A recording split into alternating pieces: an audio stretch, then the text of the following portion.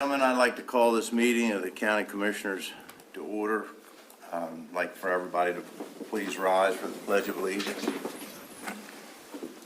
I pledge allegiance to the flag of the United States of America and to the republic for which it stands, one nation, under God, indivisible, with liberty and justice for all.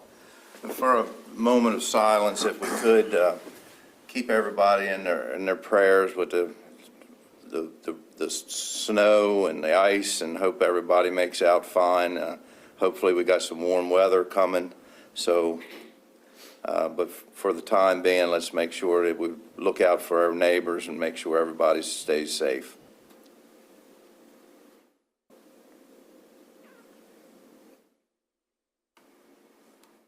Thank you very much. Meeting announcement. So this is legislative day. Time is allotted at the end of each meeting for the commissioners to receive comments from the public. And before we get started, every once in a while, unfortunately, comes times with every town in the county that people have life-changing issues to deal with, and it seems like there's always a certain group of people that will take it upon themselves to try to comfort these people and do the best we can for them. And probably a lot of times those people don't get enough credit for what they do in making our communities better for their service. At this point in time, I'd like to call Beth Dunn. Come up front.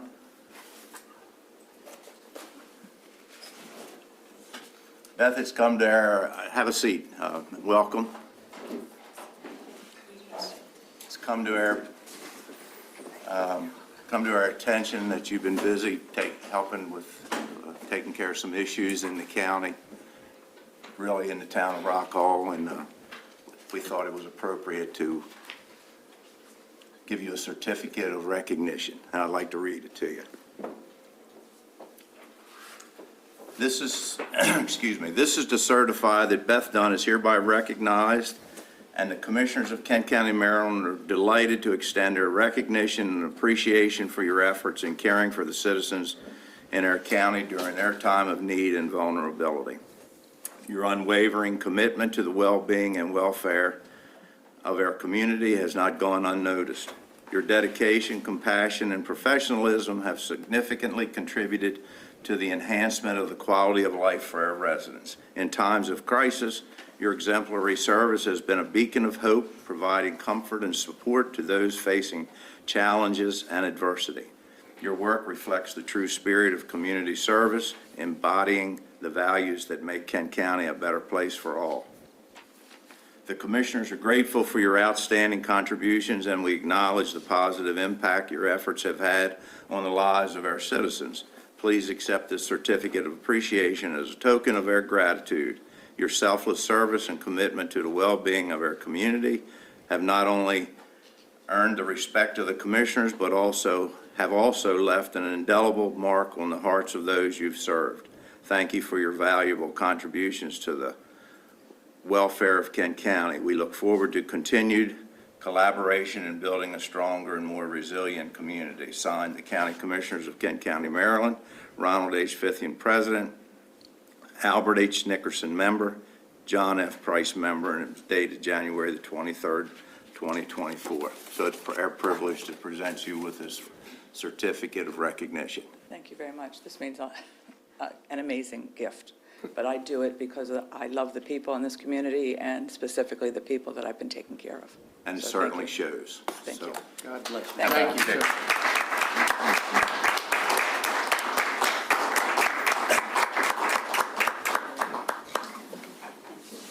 Beth, how about if we have a picture over here? Phil, you want to join?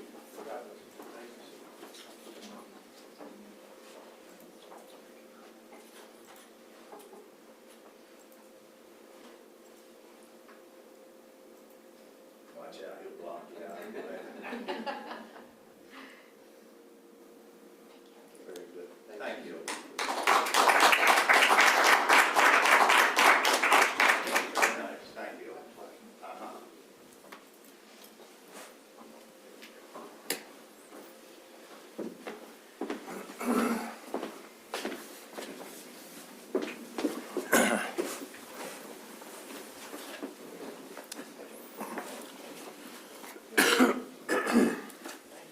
next we have public notice. It's Code Home Rule Bill number 5-2023 entitled Outdoor Retreat in RC, RR, and CR districts.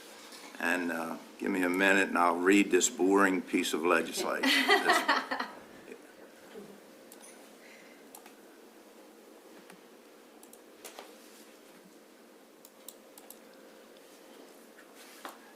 Public notice, adoption of Code Home Rule Bill number 5-2023 entitled Outdoor Retreat in RC, RR, and CR.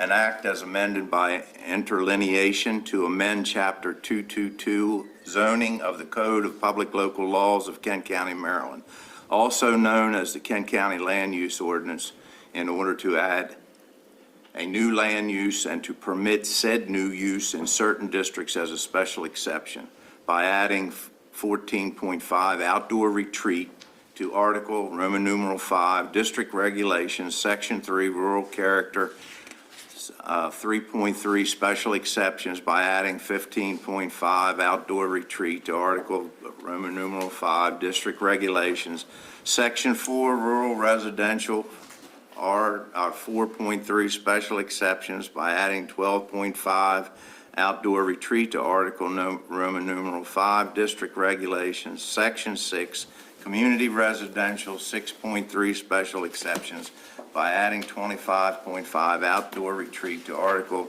Roman numeral 7, special exceptions, Section 6, procedures, by adding specific conditions for said new land use, 34.5 outdoor retreat to Article Roman numeral 7, special exceptions, Section 7, special exceptions, by adding a new definition under 227.5 outdoor retreat to Article Roman numeral 11 definitions, Section 2 definitions, and including one non-codified provision. This legislation was adopted on December the 19th, 2023, with amendments, and the provision of this act shall take effect on December 29th, 2023. This bill is in its entirety is on file at the Commissioner's Office, 400 High Street, Chestertown, Maryland, Monday through Friday, 8:30 a.m. to 4:30 p.m., and on the county's website at www.kentcounty.gov.com, by order of the County Commissioners of Kent County, Maryland, Sandra M. Blackson, clerk, and was published in the paper, Kent County News, on 12/28/23 and 1/11/2024 and 1/18/2024. So if anybody understood what I just said, good. Can you repeat that, please?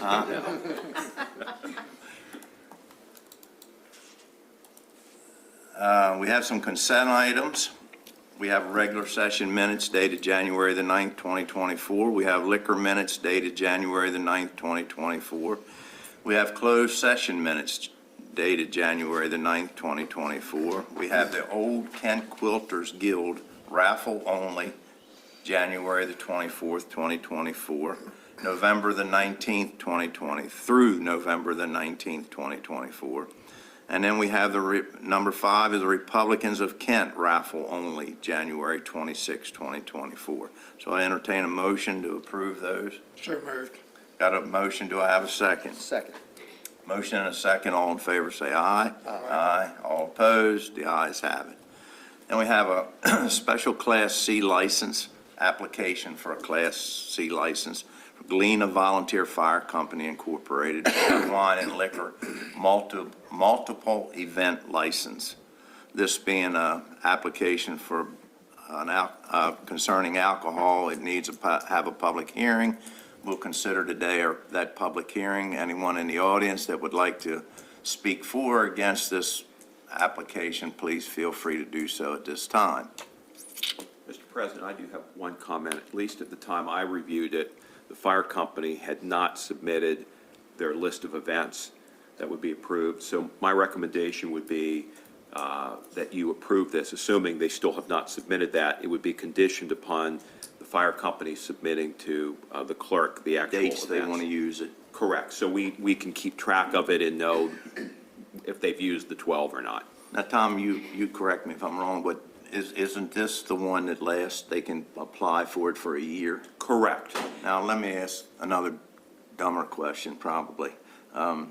Suppose they're not exactly sure what events will take place throughout the entire year, or can they add to it? They can get 12. What they should do is give us what they have now, and they can supplement later. But they can have up to 12. Up to 12. Okay. But we need to know what they're having. That way, we can provide proper inspection if we need to, and also keep track to make sure the 12's not exceeded. I understand. I'm just Right. curious if, next November's a long ways away, and that Right. if they wanted to add an event. that We could- work with them, yeah. We just need to know what they have now. If they have everything lined up, they give that to us. If they make a change, they can let us know, but we have to get something from them. Very good, thank you.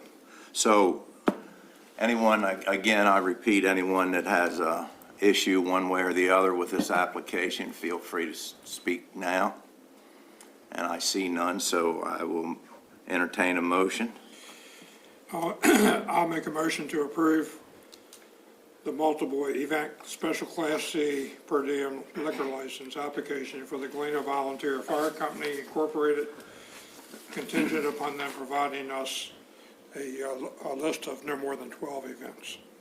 Got a motion, do I have a second? Second. Motion and a second, all in favor say aye. Aye. All opposed? The ayes have it.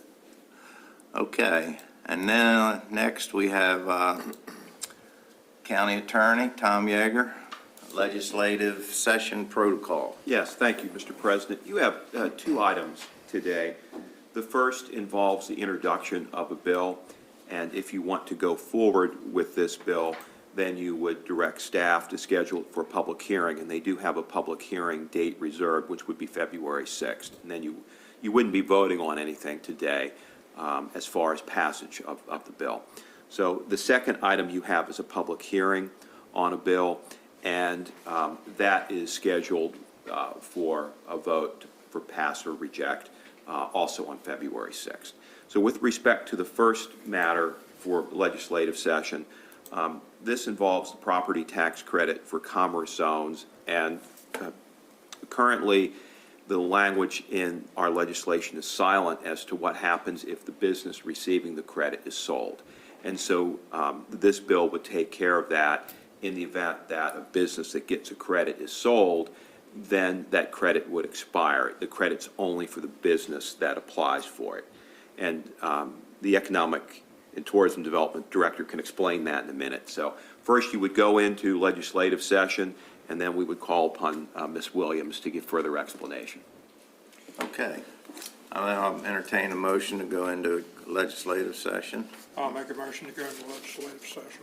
Second. Got a motion and a second, all in favor say aye. Aye. Aye. All opposed? The ayes have it. We are now in legislative session. Jamie, you want to come up? Ms. Williams? Talk to us about commerce zones. Good morning. Good morning. So back in 2017, the county went to the General Assembly, and we got legislation passed that we could offer tax credits for businesses based on certain criteria. And then in July of 2017, the Commerce Zone tax credit legislation was enacted by the county commissioner in the Code of Local Laws. And recently, we had a property transfer, and as Mr. Yeager stated, it was silent on what happened when the property transferred. So we are making it non-transferable with this legislation. So a very small amendment, but something that needed to be addressed, and we worked with the Office of Finance to make sure the language was the way that we wanted it. What the Commerce Zone tax credits are, they are a property tax credit for businesses that are not in an enterprise zone, but still in a priority funding area. So that's the criteria for this credit. So if someone makes a large capital investment in a property that's not in an enterprise zone, they could still get a property tax credit. It's not as much, but it's still helpful to the business. It still serves the purpose of incentivizing that capital investment, and then when the business is sold, it's not transferable. Any questions? Then we need a motion to move it. Proceed and Proceed and with the a public clerk. hearing. Right, and the clerk would go forward with the public hearing. And again, the date of February 6th is reserved for that, so she'll go ahead and advertise and get everything in motion if you want to To go be forward. clear, I'll entertain a motion to move this forward to the public hearing. I'll make a motion to introduce Code Home Rule Bill Number 1-2024, Property Tax Credit, Commerce Zone, and proceed with the legislative process and direct staff to do that and have a public hearing on February 6th at 6 p.m. Got a motion? Do I have a second? Second. Motion and a second. All in favor, say aye. Aye. All opposed? The ayes have it. Thank you. Thank you. You want Yes, Mr. President, we next have a public hearing on legislation, and I have the honors of reading into the record the notice of the public hearing, if I may. And please do. This is Code Home Rule Bill Number 6, 2023, introduced by Ronald H. Fithian, President of the Board of County Commissioners of Kent County, Maryland. An act to amend Chapter 222 zoning of the Code of Public Local Laws of Kent County, Maryland, also known as the Kent County Land Use Ordinance, in order to add a new land use and to permit said new use in a single district as a special exception, one by adding 2.5 adaptive reuse of existing structures in AZD located on parcels under 20 acres to Article 5, District Regulation, Section 1, Agricultural Zoning District, Section 1.3, Special Exceptions.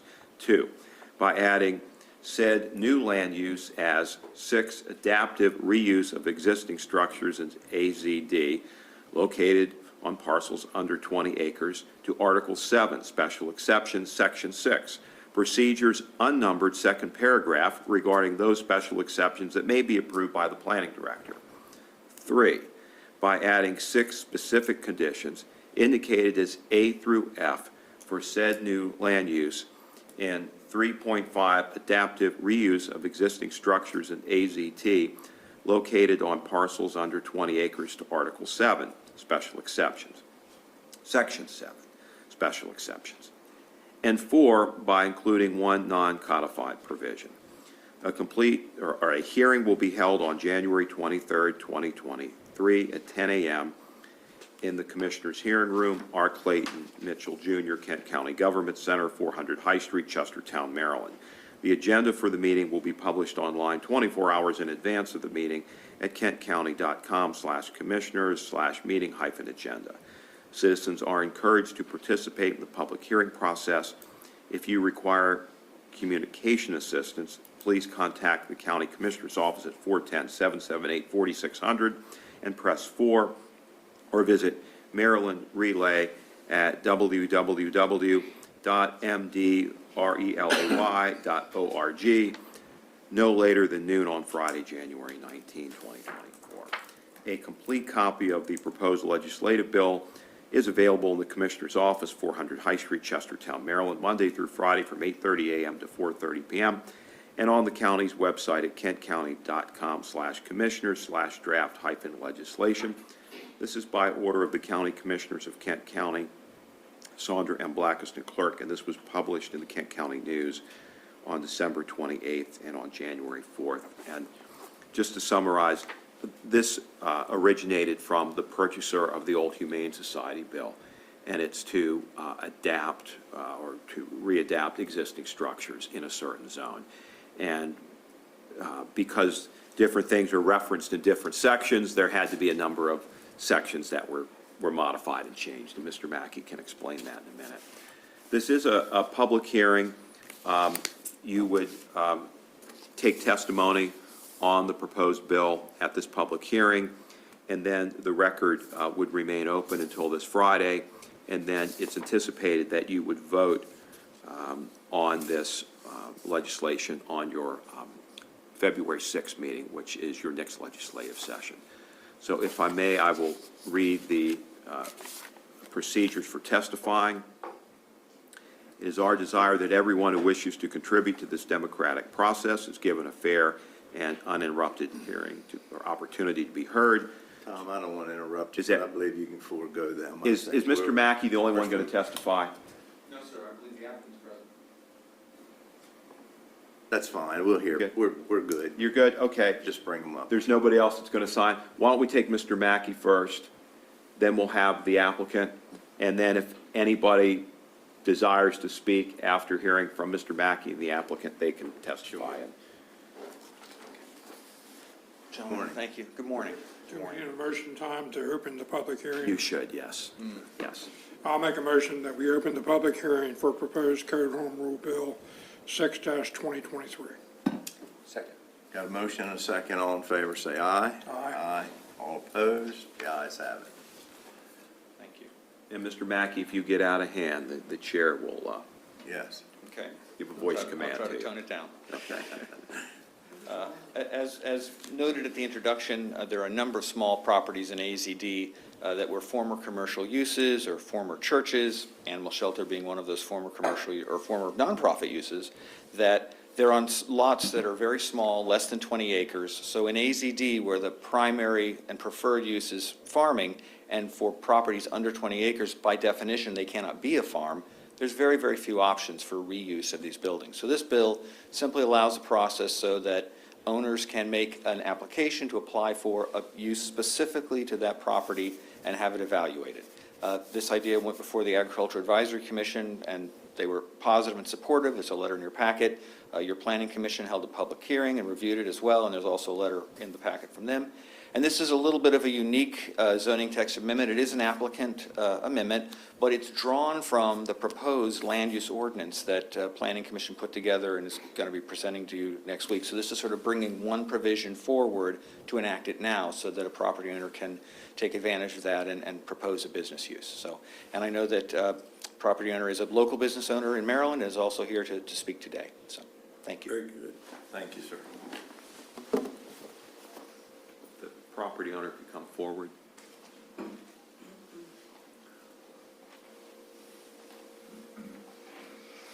My name's Edward Granger. I purchased the property, the old animal shelter. Would like to turn it into a roofing and home improvement business. We'd employ between 10, 12 people, local folks here, and we've done this in several areas and been very successful with it. So we're just here looking for your approval to operate our business out of that animal shelter. Do you have any questions for me? Either. No, I was going to say something smart. That's fine. I just have a question. Mr. Mackey, essentially, without this legislation, it would be very difficult for an owner of property to have anything viable in these structures. Is that correct? Very few uses, yes, sir. Right. We have no questions, so thank you for your testimony. Sir. Never sure just read that.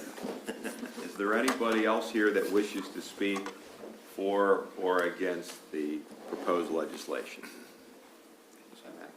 I'd just like to say thank you for Mr. Granger coming this way. It's a lot of snow, and he is currently in St. Mary's, I think, so it's a long drive. So, thank you. So if Ms. Williams has a, I just want to say, anything we can do to make it easier to do business in Kent County is welcome, and I'm glad that they were able to work with the planning office to make this come forward sooner than later for the business. yeah, and it sounds like, I know Mr. Granger is concerned about the property he purchased, but I think as Mr. Mackey said, this affects multiple properties, and this gives an opportunity for these properties to have a viable use. Okay. So, Anyone else like to comment for or against this during this public hearing? so before you close today's hearing, just note that the record will be open until Friday, January 26th, this Friday at 12 noon. So if anybody wishes to submit written comments, they will be accepted until that time. And then it's anticipated that this will be up for a vote on February 6th. Thank you, Tom. And nobody else, then I'll entertain a motion to close the public hearing and go back into open session. I'll make a motion to close the public hearing for proposed Code Home Rule Bill 6-2023 and for the record, to remain open until the close of business on Friday, January 26, 2024. Second. Motion and a second, all in favor, say aye. Aye. All opposed? The ayes have it. Thank you. And thank you for your long trip up to testify. Thank you. Okay. First appointment, Ms. Pat Merritt, Chief Finance Officer. She's of Office of Finance, and Chris Lehman, Engagement Partner, SB and Company, for our FY 2023 financial statements and auditors report. Welcome. Good morning. Good Good morning. morning, Pat. Okay, so I think we're going to start with the financial statements, and then Chris will follow up with talking to you about the audit process. So you should have a copy of the general fund statement of revenue and expenditures, and that was not a hard copy. That's in your electronic file. And it's the general fund statement of revenues and expenditures as of June 30th, 2023. Okay, so as an overview for this, our revenues, and you can see them listed down there, came in $2.8 million favorable to budget, or 5%. Our expenditures came in almost $3.5 million favorable to budget, or 6%. In total, our revenues exceeded our expenditures by $378,000, and we had actually budgeted for a deficit this year. So overall, our financial position is just about $6.3 million to the good. And we can talk on the next couple pages about what contributed to those variances. So on the revenue side, on the next page, the total variance was a little over $2.8 million. As you can see on here, the income tax came in just under $3 million favorable, and that's the primary reason for our favorable variance in the revenues. It's up 21% over FY '22, which we have never experienced in the 28 years that I have been here. We do not, the forecasts are for the income tax to not continue at these levels. The question is when is it going to start to decline, and how much is it going to decline? So we're going to be getting some future estimates out of the Revenue Estimators Board, and so hopefully when we get into the budget season, we'll have a better feel for where those numbers might go. Sounds like to me that the new board did a pretty good job, though. Excellent. Yeah, I wanted to point that out. Excellent.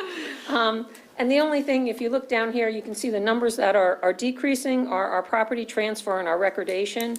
And both of those numbers are down 37% from FY '22, and that's really just a reflection of the housing market. So we are seeing a decline in those numbers. Okay, so that's pretty much a summary of the revenue picture.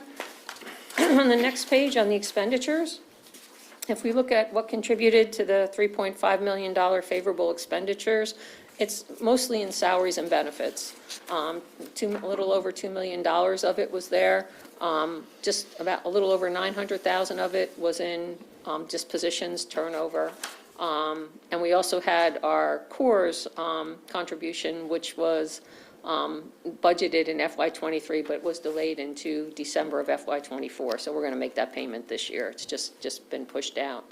And you can kind of see we had, because we had the turnover, we had favorable variances we saw in all of our benefits related to those. On the operating side, our department operating budgets came in a little over $800,000 to the good, and you can see the list of departments and the favorable variances there. We spent $264,000 less of our contingency funds, so out of the $400,000, we didn't spend $264,000 of that. I'm going to interrupt you for Sure. just a second. At Coors, at $793,000, what's that?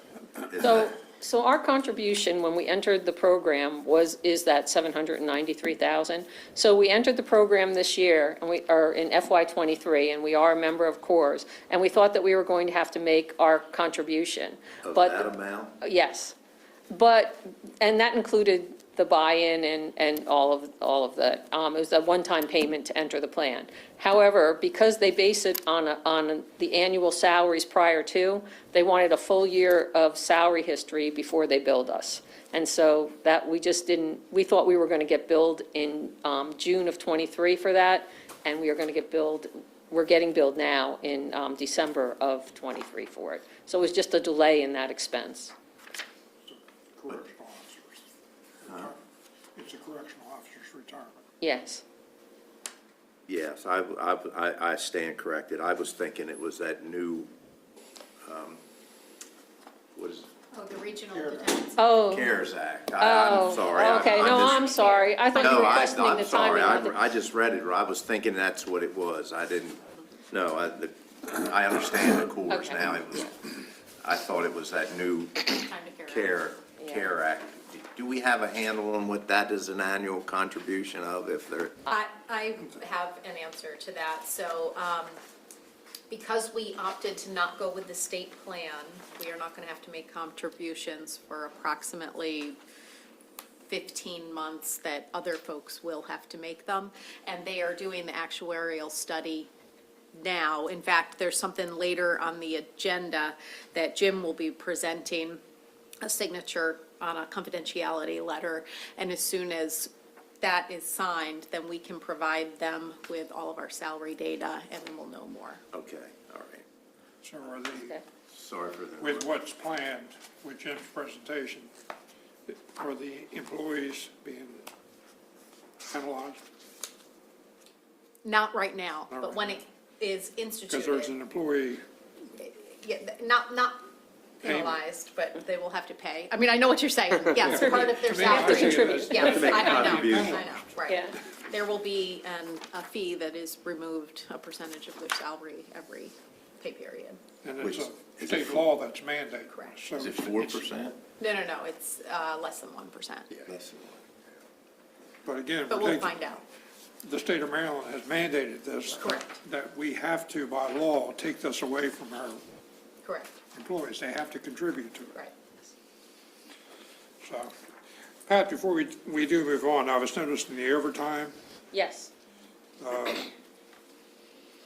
So that's mostly in public safety, and obviously, they have to fill those seats. So when we have turnover and we have vacancies, they are filled with people who are paid at an overtime rate. So that's partially offset by that 910,000 favorable variance in our full-time positions.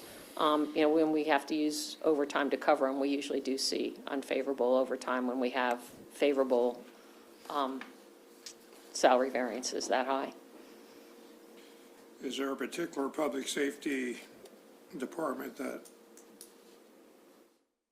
is responsible for, and I don't mean to sound negative, but is the cause for this? I mean, sometimes you might need to add an employee, and it might be cheaper than paying all this overtime. I think that primarily this reflects the vacancies. And again, we can double check with the departments, and I'm sure you'll be hearing from them at budget time if anybody feels they have any staffing needs. So we'll be having those conversations in the next couple months. But I do believe that the majority of the overtime was needed because we had vacancies in those departments.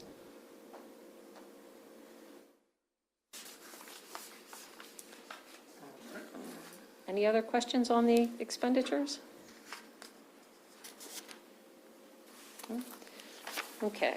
The next page just has a couple of key financial ratios that we look at every year. And this shows you a 7-year trend.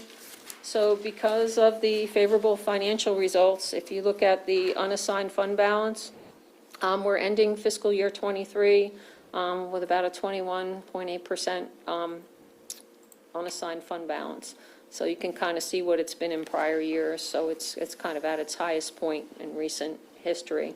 Another stat that we talk about every year is the debt service, and you can see that that as a percentage of our general expenses is going down. It's down to 2.6, and it's at its lowest point in the recent 3 or 4 years. Okay. Very good. Next page. is a summary of our capital projects for fiscal year '23. So you can see on here, our expenses were just under $4.3 million. Our largest project was the Kent County High School roof at $3.8 million, and you can see the other projects listed there. Questions on that? No? Okay, on the next page, we have a summary of our water and wastewater services fund.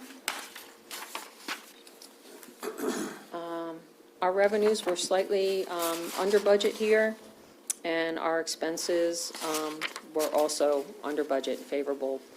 So the revenues were unfavorable, I guess, by a little over 37,000, and the expenses were favorable by 157,000. So as a result, our transfer in from the general fund was just under $120,000 less than we had budgeted. And if you look at the second page on this, you can see an explanation of the variances of the revenues and the expenses. So on the revenue side, we mostly had lower lease proceeds. We got one less vehicle in, I think, than we anticipated this year. And our septic service charges were slightly under budget. Salaries, we continue to have vacant positions, and that also carries into the benefit category. Our contractor services were favorable. Not sure if you have any questions on any of those.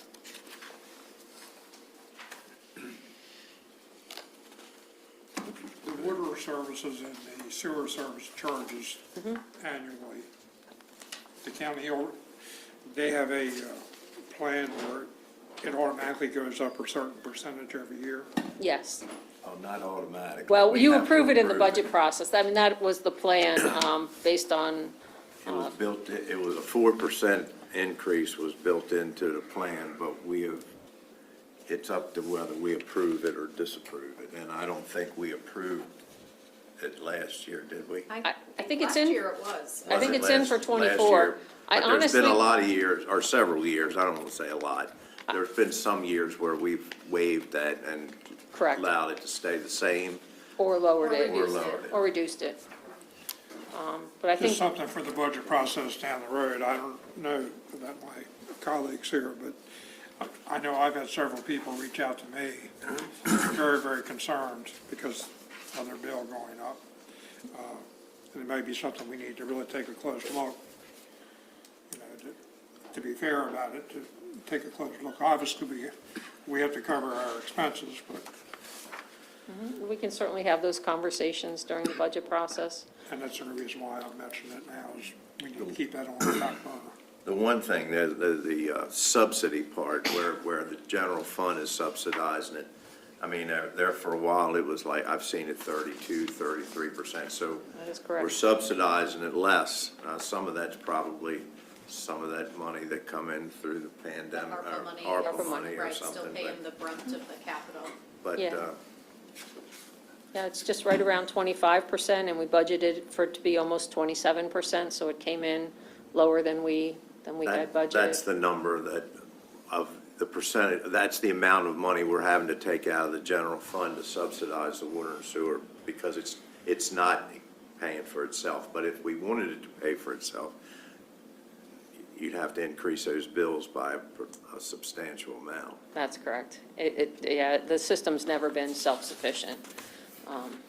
And the argument I always use were the subsidy, I mean, some people don't like the idea that we subsidize the water and sewer because they say, well, you don't subsidize my septic system or something. But what's happened over the number of years where all these systems are out in the country is we are all in better shape today because we don't have sewer running down, we don't have failed septics, we don't have sewer running down the ditches like probably when we were kids or something. So we all benefit from it, so there's some benefit to public health, to the whole county, because we have these systems. But it is tough that a lot of these systems just happen to be in some of the areas where maybe some of our lower income people will live, and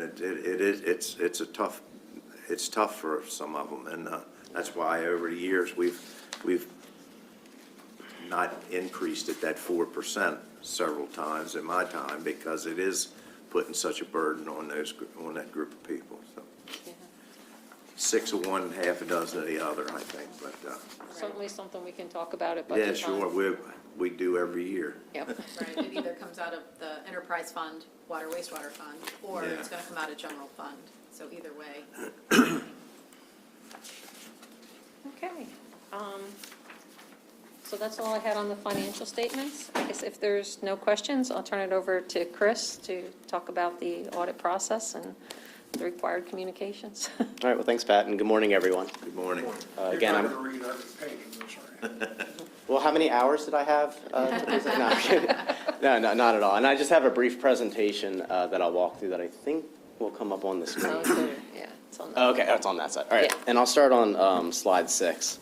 But again, I'm Chris Lehman. I was the engagement partner, again, for this year's financial statement audit. Our firm is your independent auditors who audit the annual financial statements for the county. So the scope of services that we were engaged to perform include the audit of the June 30, 2023 financial statements, which includes the summary that Pat just gave of the activity for the year. In addition, there's some other, I'll call them supplemental reports or additional reports that we're required to also audit for the county. One is the single audit. That's a federal compliance audit that's mandated for any entity that expends more than $750,000 per year of federal funds. We're currently going through that audit, or completing that audit. In addition, there's some state requirements, audit of the 911 revenue and expenditures. There's a landfill agreed upon procedures that we have to do some recalculations on financial ratios, as well as an agricultural land preservation report that summarizes revenues and qualifying expenditures under that program. In addition, the state requires the Uniform Financial Report, or UFR, and that has been completed by management, and then we also review that upon completion of the financial statements. And then the data collection form gets completed and reported to the federal government once the single audit's completed to demonstrate that the county's met its single audit requirements. Next slide. Just high-level summary of the results. We've issued an unmodified, that's also known as a clean opinion, and that would be the best opinion we could give under professional standards. And that says that the financial statements are reasonably free of material misstatement. We did not discover any instances of fraud.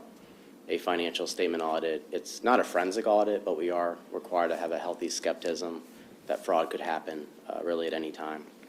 We did not have any, discover any material weaknesses in the internal controls. I have a couple brief slides that'll just show you what those significant processes were, and those had clean results from our testing. We also received the full cooperation of management, and we did not propose any adjustments to the financial statements, which speaks to the quality of the bookkeeping and the accuracy of the information we were given to audit through. If we move ahead to, I'll move ahead to slide 10. Before we get into the specific key processes, which primarily go through the specific control activities that we're relying on, and that's the responsibility of the organization, we also do an assessment of the entire control environment. We use a model that has 5 interrelated components that you'll see to the left side there.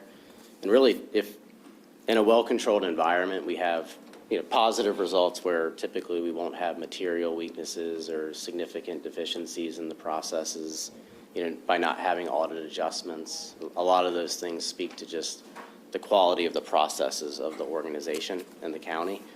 And we've concluded that there was an effective control environment for the period under audit. And then if you go to the next slide, slide 11, we look at certain key processes that impact the financial statements. That's treasury, and that's from bank reconciliations being done timely and accurately, looking at certain estimates within the financial statements, the financial reporting cycle, expenditures. We've concluded that both the design and the operation of those controls were effective. And then on the next slide, slide 12. Following that up with payroll, revenue, fixed assets, and then IT. And IT as it relates to the general ledger, the accounting system, and who has access to it. We've concluded that the design and operation of those controls was effective for the period under audit. Any questions there? Okay, well, I don't have much left, so just if you go to slide 14, and I won't read, clearly won't read through this, and I hit on a number of these items just in the beginning, but if we had difficulties getting through the audit, or if we had disagreements with management or problems getting through the audit, I'd be required to bring that to your attention through the audit, or through this process, but there's really nothing negative that we've uncovered that we would need to bring to your attention through the audit process. Very good. So being new at this, when you actually do an audit, do you just do a sampling or do you do a complete audit of everything? Well, so we wouldn't necessarily audit every transaction, but what we do is we go kind of account by account within your financial statements. So if you take, say, cash or receivables, we come up with an audit approach that is some combination of the internal controls and testing transactions, which would be sampling, with some combination of a substantive procedure where we validate the balance.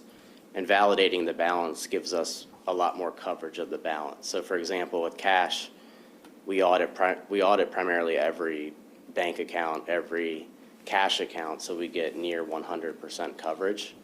But if you look at, say, payroll, if we were to test every payroll transaction, it would probably take us years to do an audit, and that's why in certain cases we rely on controls, because if the county has a process to properly approve timesheets, ensure that employees are paid at the same rate, accounting standards would allow us to rely on those controls. Of course, we have to do certain validation to make sure that it's actually functioning properly, but in that slide where I had the processes with the green, in those areas we are doing sampling.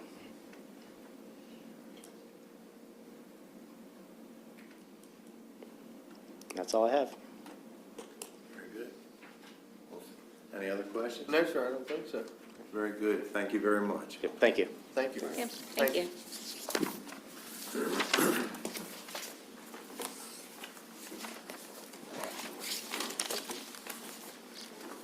Next up, we have Mr. Pete Landon, who's the Director of Office of Emergency Services, and Barry Byers, Chairman, Kent County Police Accountability Board.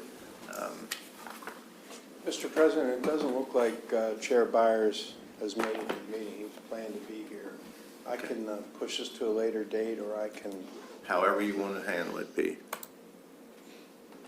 I think in fairness to the Accountability Board, I should hold off and resubmit everything. Very good. Okay. Thank you. Sorry. That's okay. Thank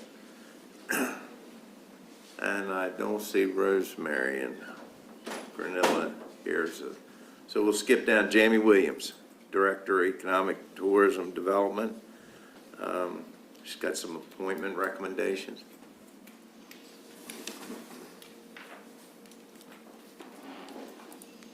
Good morning again.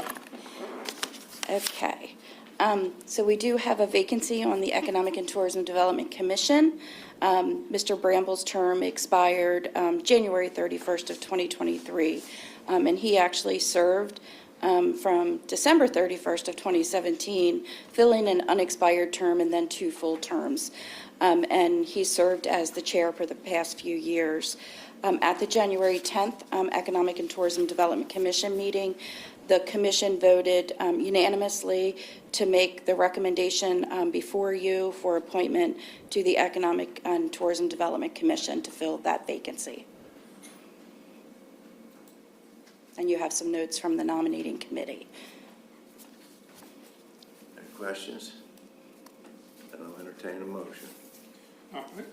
I'll make a motion to approve the recommended candidate. Second. Got a motion and a second. All in favor, say aye. Aye. All opposed? The ayes have it. Very good. two quick announcements, if it's okay. Pat mentioned the housing transfer tax being down. And I did want to mention that the Economic and Tourism Development Commission gets a real estate update annually from a local real estate agent and commercial broker, and she will be doing that at the February 14th commission meeting. So if anyone's interested in listening in or receiving the documentation she provides afterwards, we could certainly do that. And then I just wanted to share that we have seen an enormous increase in the amount of calls with somebody wanting to start a business, needing help with funding for their businesses.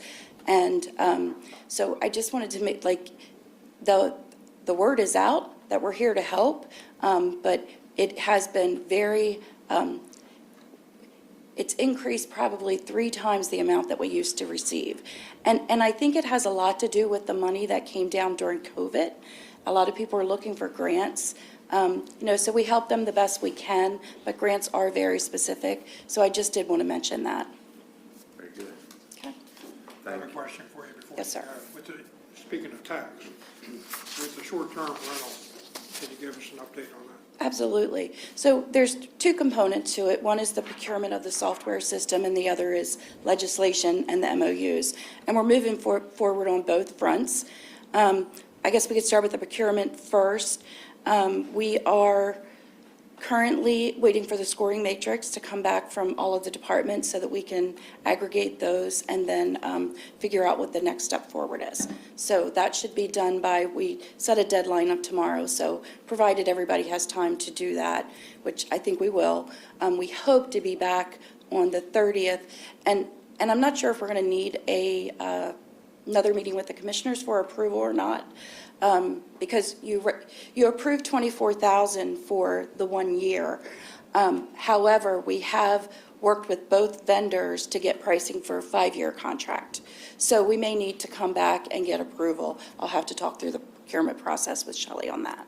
So we should be selecting a vendor hopefully by the end of the month, early February. And then that gives us time to get everything in place for a July 1 launch, because there's lots of things that have to happen. The legislation is being updated, and Tom is reviewing that now. So the legislation, and then the MOUs with the towns, which I have sent them out for preliminary review and any comments or concerns they may have. But obviously, we talked about getting all 5 counties the same MOU, so we're treating everyone in the same manner. But we'd like for everything to be effective July 1, because also the payors currently are paying quarterly and they need to move to monthly. So that gives us time to get everything set into place and not break a quarter. So we're starting July 1. Does that help? Much feedback from the municipalities, Jamie? I haven't heard anything negative, or I haven't heard anything either way, I should say. But I did ask to be on the COG meeting, on the February meeting, so that we could discuss it, and if there were any concerns, they could be brought forward. I'll definitely offer to go to the towns and make a presentation if that's what they need for their mayor and council to hear more. But I don't foresee any issues at this point. It's something that the towns have been asking for, and I think it's a great step forward for the county as a whole. Yeah. Very good. Okay. Thank you. Thank you. Thank you. Rosemary? Oh, one other thing, real quick. Yes, sir. You were here maybe a week or 2 ago, and you were talking about the cleaning of the hot desk. So where we stand with that, I'm waiting for Public Works because of the building maintenance contract the business maintenance part of it, to get it quoted from the company we currently use for the other county buildings. So right now, we've got kind of 2 issues. We've got finishing up FY 2024, and Pat determined we have enough money in the budget because all 3 offices have been rented for the entire year. We'll have enough money in the budget. I don't need contingency or anything of that nature. So that's a good thing. The other part of it is the procurement and who we go with. So we've got finishing out FY 2024, which we figured is going to be about $2,500, and then moving forward with FY 2025. So that's where I am. Thank you. Thank you. Rosemary Granilla, Director of Kent County Local Management Board. Sorry about that. I was waiting for Pete's Head and I didn't see it. You're all right. We're fine. Thank you. So I'm here today just to seek your approval for the FY24 contract with Queen Anne's County Health Department to implement the Healthy Families Home Visiting Program. This is a program we've been working with for the past 5 years to visit new parents with their babies for the first 5 years of life. And it's been consistent and successful, and we want to continue. Any questions?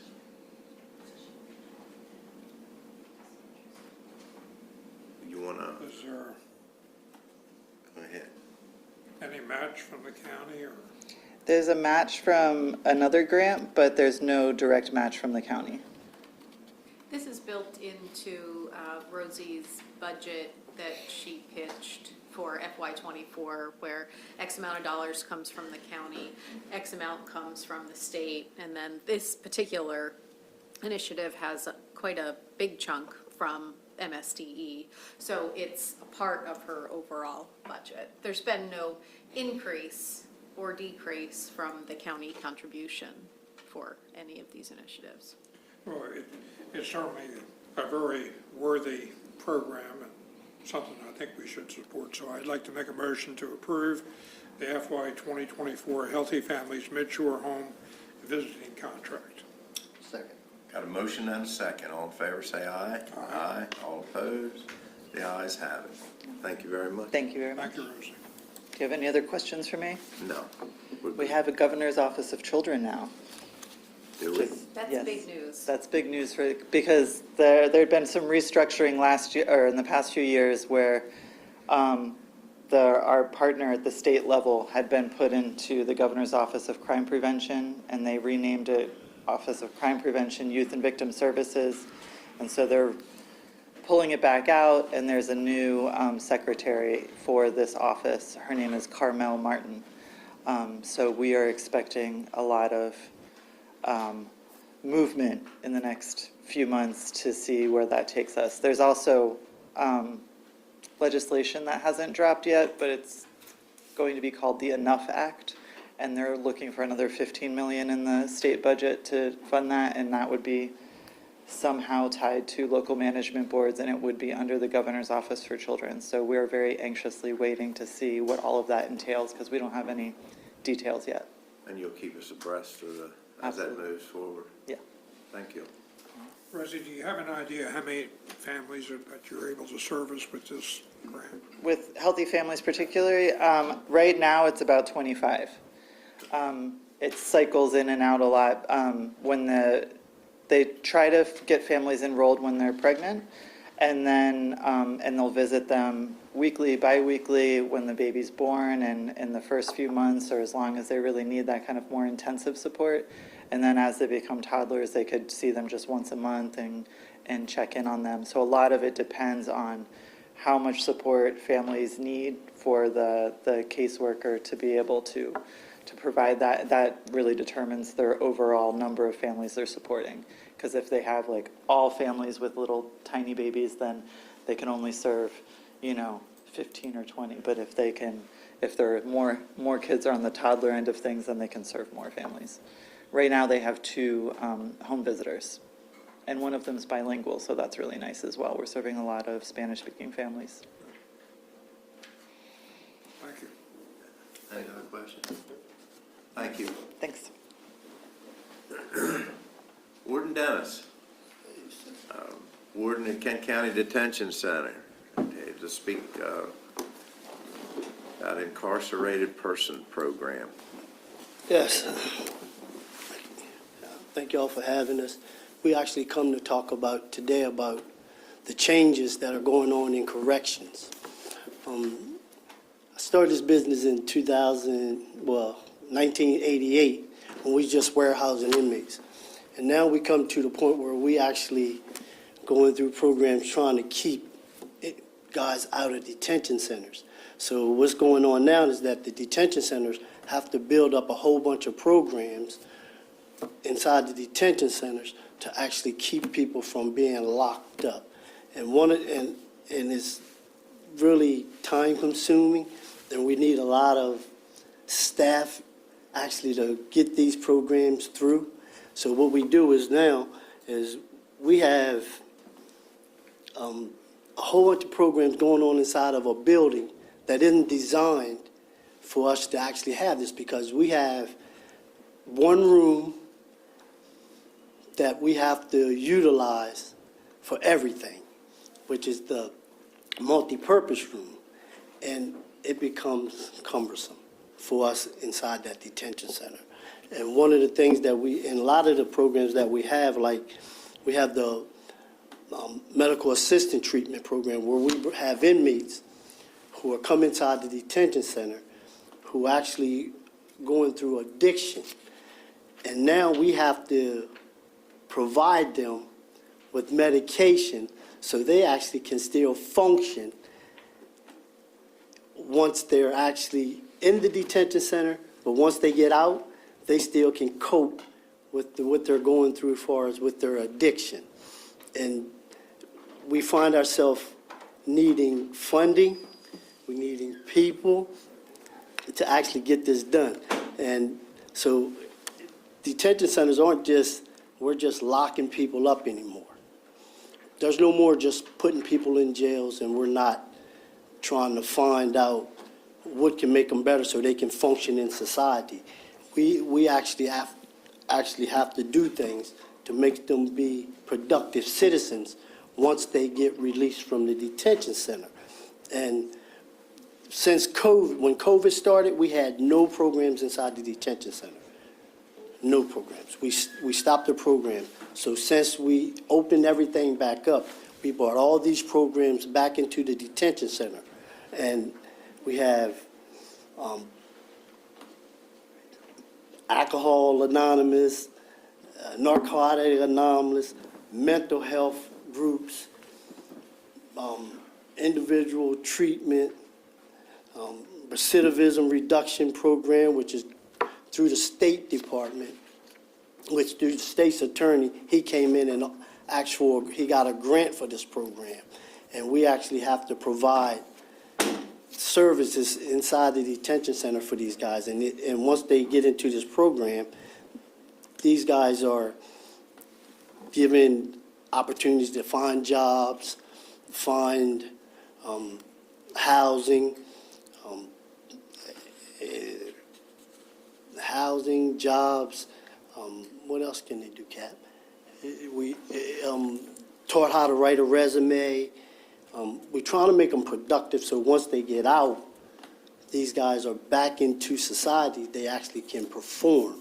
And we won't have to keep locking people up. And because Kent County, we are reducing in size as far as incarcerated individuals, but the work performance that we are doing inside that jail, it hasn't increased. Well, the demands that we're actually asking for from the staff has actually increased. We're actually getting them to actually come to work and be counselors. We have incarcerated individuals probably should be in a nursing home. He don't even belong inside the detention center. The mental health has increased as far as these guys that we're incarcerating. And it's become dangerous for us. And we're trying to manage this with the staff we have, but it's not just putting people in jail and we're standing there watching them. It's no more of those days. Guys are inside that detention center taking on responsibilities that they probably wasn't even trained to do.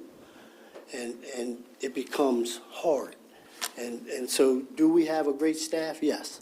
I have excellent officers. You have the best staff there is. But we're asking them to do a job that they're really not trained for it. I tell you, we have somebody that should be in a nursing home. When police bring people inside the detention center, they'll call and say, we have a live one in the back. And they'll come in with 4 people to bring him in. And then I have one person down back that when they leave, I got one person controlling that, that's with that individual. Mr. Cops. Yeah. But that's the life that we're living. And so inside of our world, it's no more just bringing people in and locking them up and shutting the door. We have GED. We have all these programs that are going on inside the detention center that They're mandated by you're mandated to perform these. Yes, a lot of them are mandated, a lot of them are what's going on as far as JRA, Justice Reinvestment Act, to make people better, so, because a lot of people aren't going to be locked up forever. These people are going to be back out and trying to be productive citizens in society. So we have to do these things, and it becomes extremely hard. And we don't want you to think that we're just sitting there and behind the walls and this correction officers just watching. We're not guards, we're correction officers. And we do call it Kent County Detention Center, but honestly, the name should change to Kent County Correctional Facility. Because no more are people doing that anymore. In '88, I started out that way, but no more is that way anymore. It's not that way. We have to provide, as you say, Commissioner, mandated training, mandated as far as housing, mandated medications, make sure everybody's getting what they need, because once they leave the facilities, it becomes, they still have to be productive in society. Anything you want to say? Yes, as the warden said, a lot of times program is usually Monday through Friday, and oftentimes it pulls staff in various directions that you really don't have the staff or the manpower to do it, but we find a way to facilitate it. Who monitors these programs? Is it, We'll actually do it if we need be, but sometimes if transportation is not out on a transport, they'll facilitate it, but we find a way to make sure it gets taken care of. Although sometimes we're often short. If someone calls out or has vacation, you have 4 on 2 ships and 5 on the other 2 ships. So when there's vacation or call-outs, then you have to find some coverage. So it can be challenging, very challenging, especially when you're dealing with, if you have one in the control room that can't leave, one in booking with a suicidal offenders on 15-minute watch, the sergeant and the floor officer has to deal with a combative or an emergency situation. It just puts you behind the 8 ball when you're dealing with a situation that can get out of hand rather quickly. Because the people that we're getting nowadays, they're more violent, and their care factor is gone. And 90% of the people we get in have 3 or 4 more substances on board when they come in, because we urine test everybody that comes in.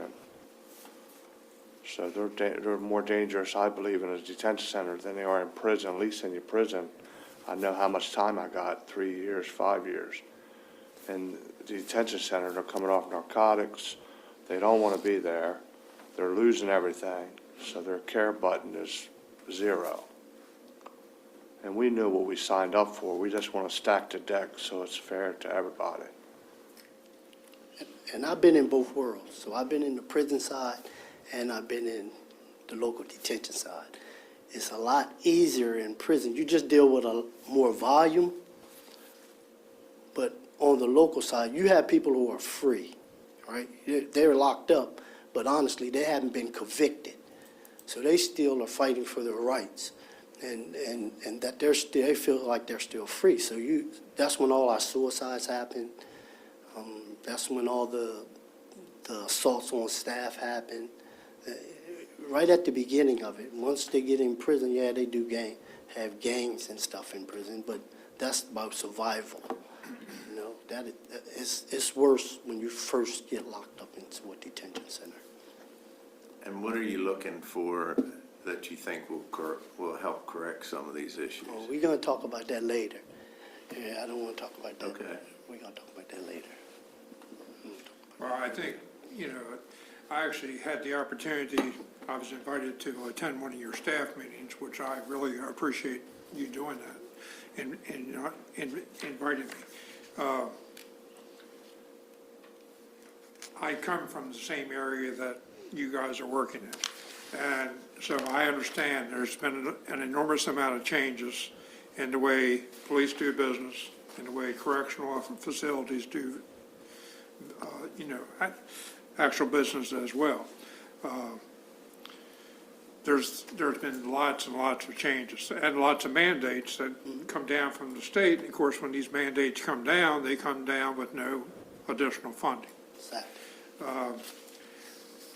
I was surprised to learn when I attended your staff meeting that your staffing levels, where they are currently,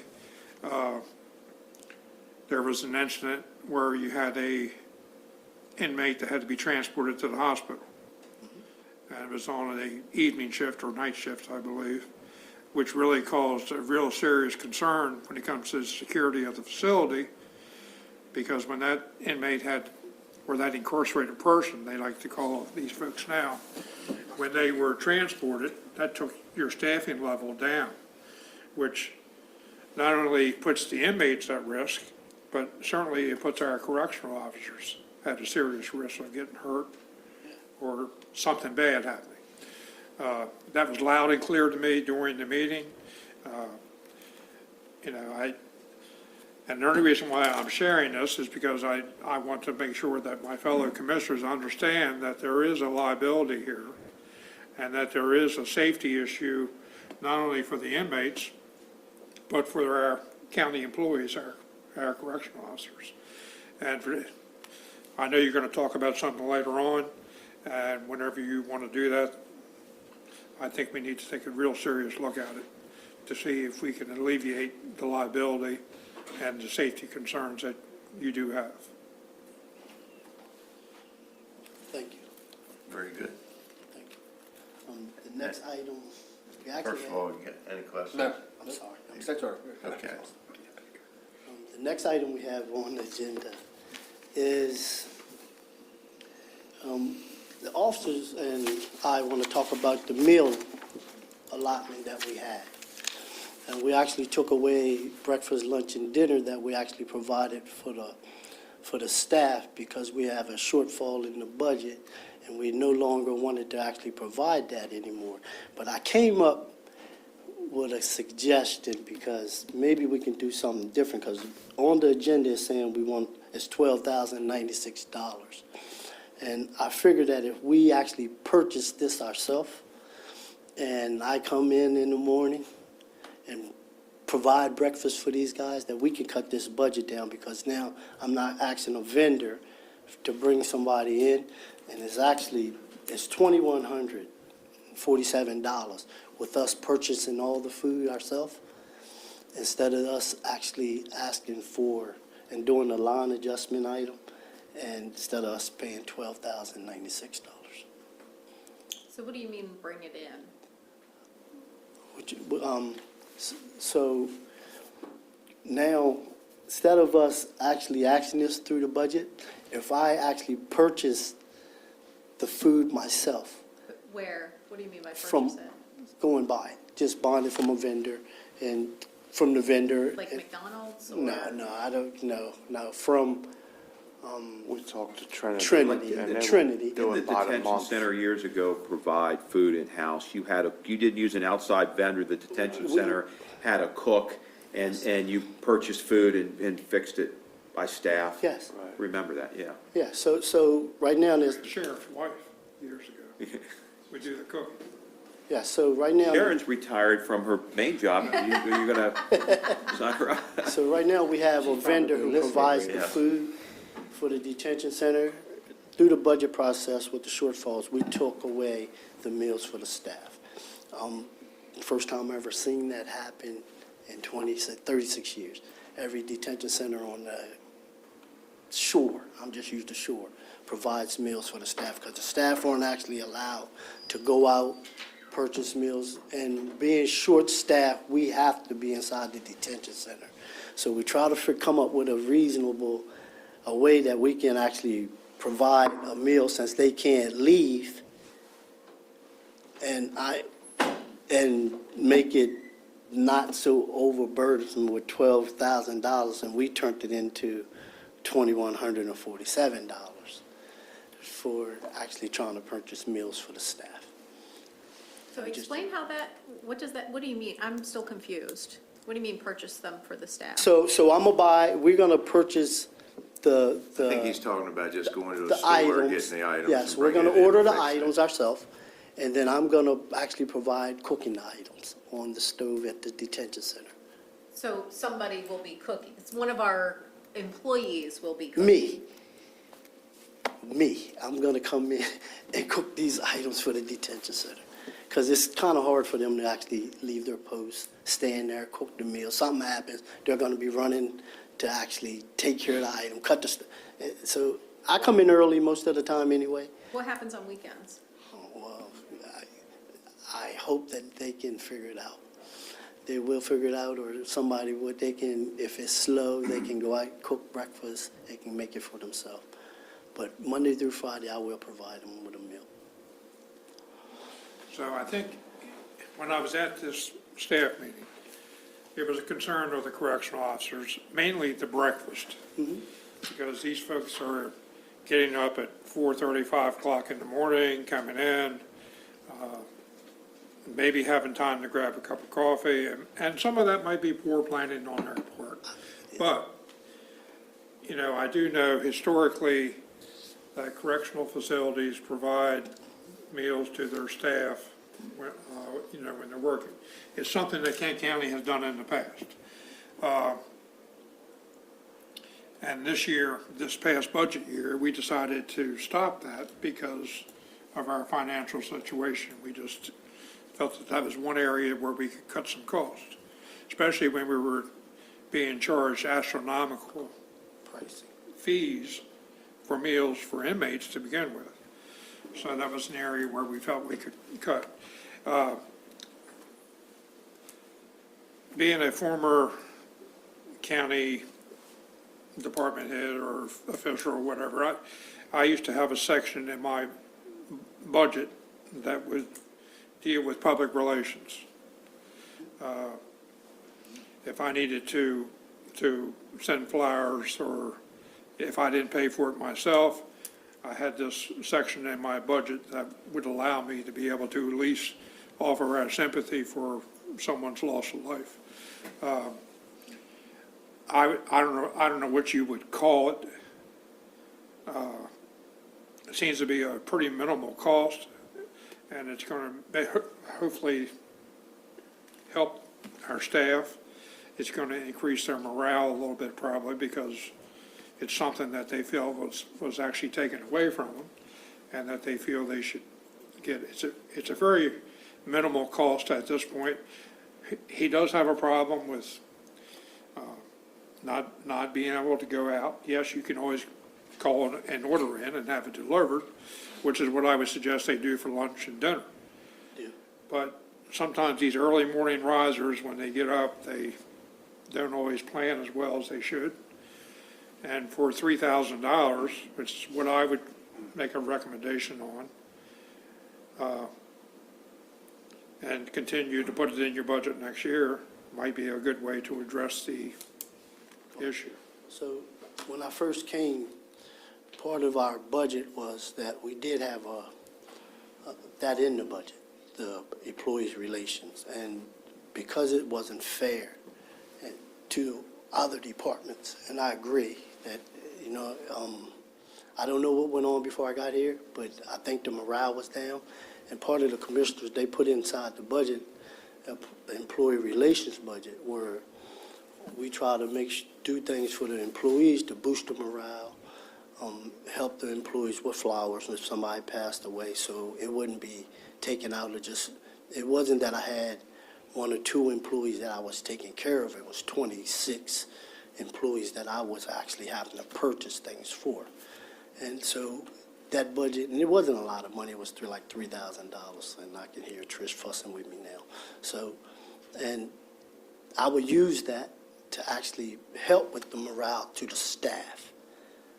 And we would go in there, if it was Christmas, we would buy things for the staff. You know, it wasn't me trying to do something, it wasn't me doing something for one or two people, it was me doing something for everybody. So it wouldn't look like I had some favorite person that I liked in the detention center, because that's what it was about, is we trying to make sure everybody got treated fair because of the shift work, because of all the things that they might go through inside that detention center, which is a negative environment anyway. We don't come to work and it's all fun. And do we make it fun? Yeah, because we lived in it a long time. But most of the time, it's not fun. People are incarcerated. People are sick. People are cussing us out. People are threatening my office staff.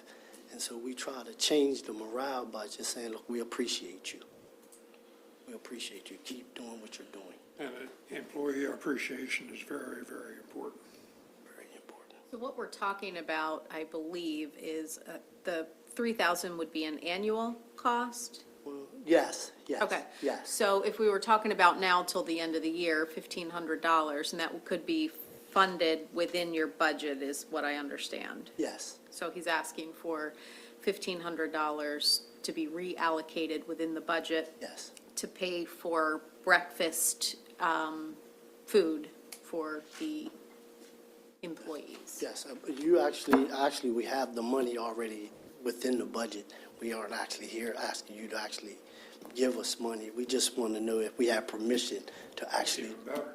yes, right, to do this. I tell you, I don't have a problem in doing it. I tell you, there is something to be said about the fellows that work in the detention center, because they don't have they're not going to be out riding past McDonald's or someplace where they get, there is some obviously truth to that, and they're confined in that building for the most part for 12-hour shifts, and whatever you all can work out, I mean, as long as my colleagues are good with it, I'm good with it. I'll make a motion that we allow the warden to reallocate up to $1,500 to accomplish what we've discussed here today. Second. Motion and a second. All in favor, say aye. Aye. All opposed? The ayes have it. Thank you. Thank you. No. Thank you. That's Jim's part, Cap. Mr. Miller, our Human Resource Director, Good morning. Jim Miller. Read the check. Sit down. You're not getting off that easy. Thank you, gentlemen. We have a number of items, but the first one on the list happens to be the staffing request from the detention center. And I know part of that conversation started a few minutes ago, but you have the Novus item with a description of what's being requested, what Herb and I have talked about at some length to understand what his need is for staffing for the department and how it relates to what was originally booked for the FY24 budget. Certainly, a resident expert is sitting next to me, but if there's questions that either he or I can address. I think you heard a good deal a few minutes ago regarding the staffing issues and what the detention center or the correctional facility is handling with the staffing that they have, with 5 officers on 2 shifts and 4 officers on the other 2 shifts to try to make it work, deal with the variety of incarcerated individuals who come in through the center. So with that, I'll open it to questions for Herb or myself. So the 94,377, Jim, is that for just the next 6 months? No, that would be an annual That's an expense. That's an annual So- expense. So what you're looking for is half of that. Yeah, to get us through For this year. to make the plan for FY '25, that'd be correct, yes, sir. That would be funded out of fund balance, since it would be a recurring expense.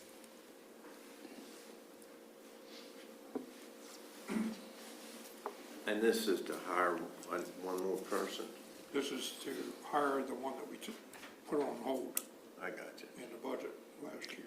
Yeah, there's one that we're in the midst of going through the final stages to recruit. There was a position we were allowed to work on.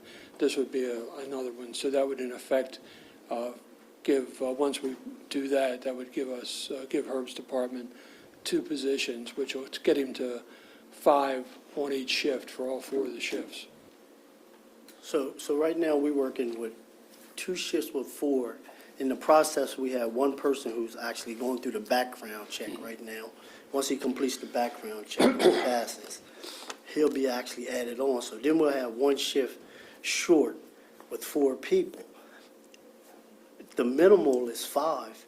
We're actually working underneath the minimal when we have 4. So now I'm taking people and pulling them from when they need vacation, if somebody call out sick, I'm pulling somebody from somewhere else where they should work, that cover that shift, which is creating overtime for us to actually have to pay for somebody to cover.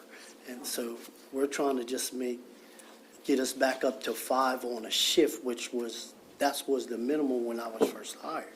It was 5 on a shift, and now we're down to 5 on 3. We'll have 5 on 3 shifts and 4 on 1, which if somebody call out sick, we still can maintain the jail with 4, and if we have a crisis, pull somebody in. But right now that we have, with the 4 on, if somebody call out, we got to find somebody to actually cover all that shift.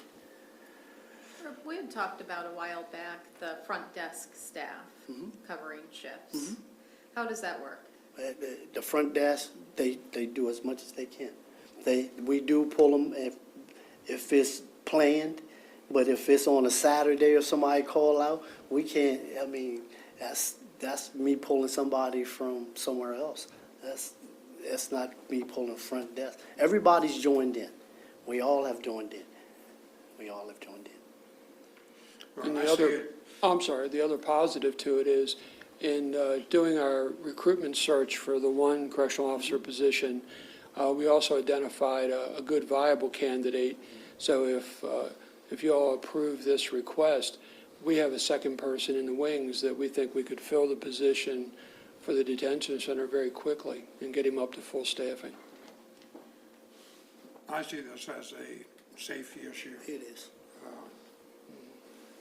We were able to save 6 months of salary with what we did. In the budget process, we may have to look at it again in the upcoming budget process, but I don't think I want to not approve this, knowing what I do know from being at the staff meeting and my previous experience. It's just not smart to jeopardize your staff or create potential liability by not being properly staffed for what could be just a minimal cost compared to what it could be if you have other problems. And if we didn't have all those issues with COVID, with finding help, finding people to actually come back to work, we would have had 5 on staff. It would have been 5 anyway. So we did lose some people when COVID started. Some people either left or took other jobs. So, we couldn't find, the recruitment was hard. The recruitment's changed, it's done got better. So now we have enough reliable people who are qualified to do the job, and we got a chance to fill those positions and make it back up to staff levels, bring it back up to levels. You guys think? I'm fine with that.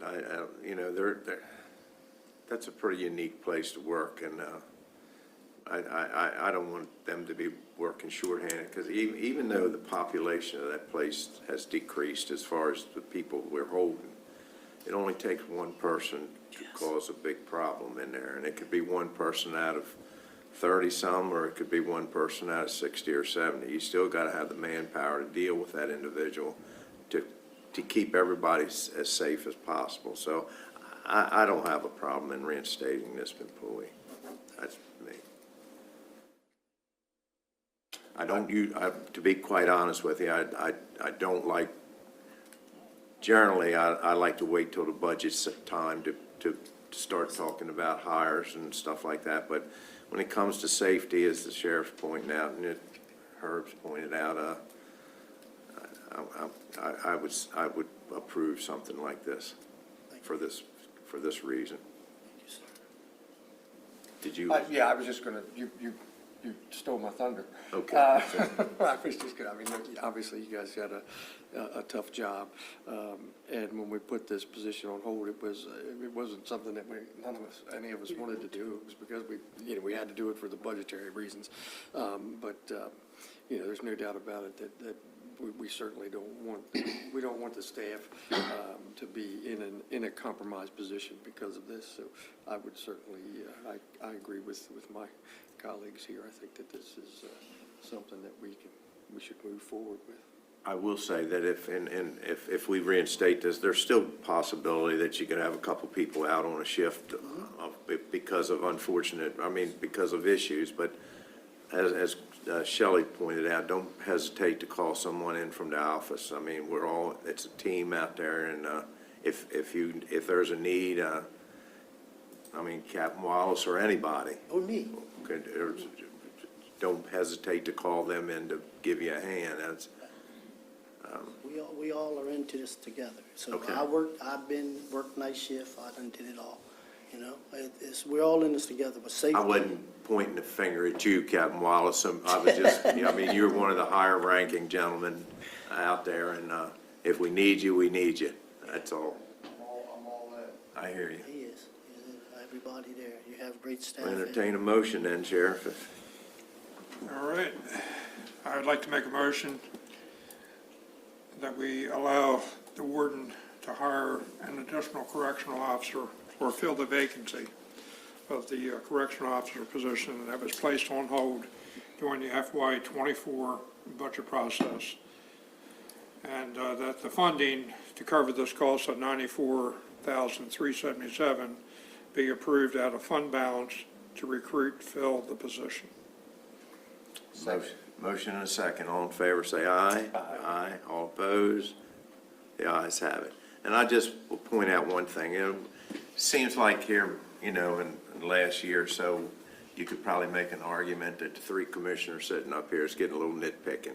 We're cutting this out, cutting that out. But let me tell you, there's a good reason for that, and we're struggling with it every day. There's some of these big unknown mandates coming out of the state that we haven't got a grasp on, and we're just every time we get a chance, we're trying to save as much as we can, anticipating that this the Kerwin, which is a new fund mandate that's going to possibly rock this county. We don't know all the details, but I'm going to ask you to bear with us when we maybe make a dumb decision to cut an employee here or a meal there. It's because we're worried about what's coming down the road, and we want to try to be in the best situation as possible to be able to handle it if we can. So, we appreciate your patience, and we hope you'll be patient with us. I understand all you're saying. If Annapolis would leave us alone, in all these years, we've never had a problem. We've been able to manage what we were doing and do it with professionalism, in my opinion. But it's getting to be a different animal out there, and we have to try to prepare as best we can. Yeah, So we thank you for your work. none of the three of us are going to put our citizens or our employees at risk under no circumstances. Thank you. Thank you. You are. Thank you. Thank you, Jim. You bet. I'll let the team know when I get back upstairs. Thank you, gentlemen. Speaking of mandates, Exactly. Yeah, the next item on the agenda is the Time to Care Act Collaborative. Excuse me. The document that you have, which has made its way through routing, and I believe that our attorney has already looked at it. Tom, is there any observations, any issues from your front? To me, this seems like the best solution for dealing with this by pooling with these other governments or agencies together, the resources and to administer this. I mean, I could go on about my personal opinion about this, that I think it's just crazy, but we're stuck with it. We don't have a choice, and this seems to be a good solution. I think the county going at it alone to deal with this is going to just put a tremendous burden, not just on Jim's department, but probably on the commissioner's staff as well. So to me, this seems like a good solution, and I've reviewed the documents, and I don't have a problem with anything. The document that you're being asked to sign today basically gives us the opportunity to work with the folks and to source the vendor who will manage this, but it gives us the ability to release certain employee demographic information, maintaining the confidentiality of all that data, which is why you have the document in front of The you. vendor can't give us a quote, or they have to know what we have Right. in order to give us a price. And the only way they can do that is to get this information that's confidential. And I looked at it, there's nothing unusual in there, and it also provides us with indemnification. So if the vendor screws up, the vendor is liable to us. So I thought it was written in a fair way. Yeah, I had the same impression as Tom did, and I know this request is being made of everybody else who's joining the collaborative, so that as they source a third-party administrator, a vendor to handle this, that organization will understand the full scope of what they're going to commit to for the collaborative. And again, that's the counties, the municipalities, and the school boards across the state of Maryland. Right. Just for curiosity, where is MACO on this issue? You mean the actual legislation or the collaborative? Were they supportive of this legislation? We opposed. The county's opposed. MACO did. Yeah, and I would imagine small business opposed. Small business. There's Jamie's like no gone. exemptions of this thing. It's Yeah, awful. I know. Jamie and I have had several conversations about it. I don't know This is how terrible small for business, I don't know how businesses. small businesses can comply with this, because the county has something like this to do. Small businesses are going to be forced to go into some type of state The mandated state program. plan, and they're gonna. Which is costly. They're gonna pay what their invoice says, and that's that. They And don't it's- have any other recourse. This is And just small horrible. businesses with as little as 15 employees, and Absolutely. that's going to brutalize small businesses. If you have a small operation with 15 or 20 people and you're trying to deal with this. The latest data that I saw was that the contribution rate, and I kind of love how they call it that, is 0.9%. But for an organization of our size, that could be, and it's based on total payroll, organization of our size, that could be $120,000, $130,000.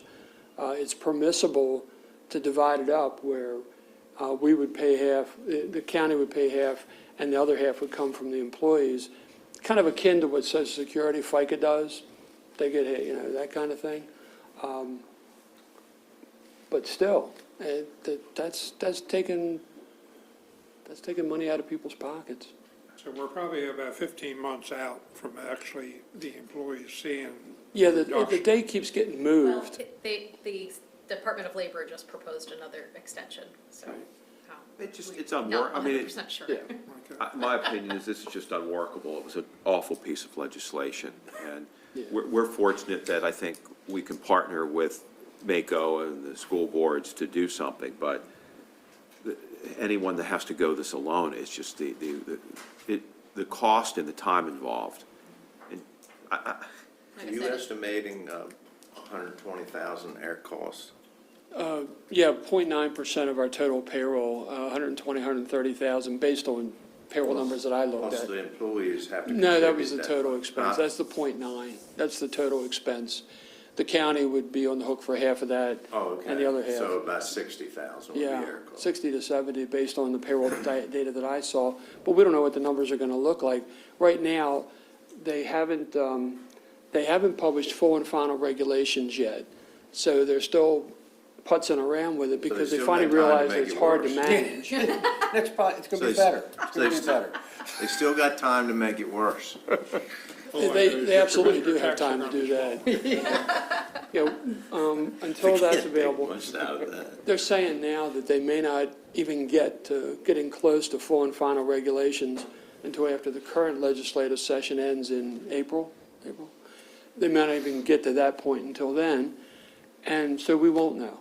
And of course, as every organization goes through their salary structure, since this is based on full salaries, full compensation, base salary, overtime, et cetera, the number just continues to rise. If they decided, and then there's an actuarial table after the first year's implementation where the actuaries will target what the contribution rate will be from there.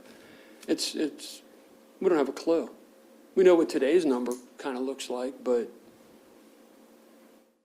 There's The a next lot of time? that legislation coming out of Annapolis that leaves you with the idea that you really don't have a clue.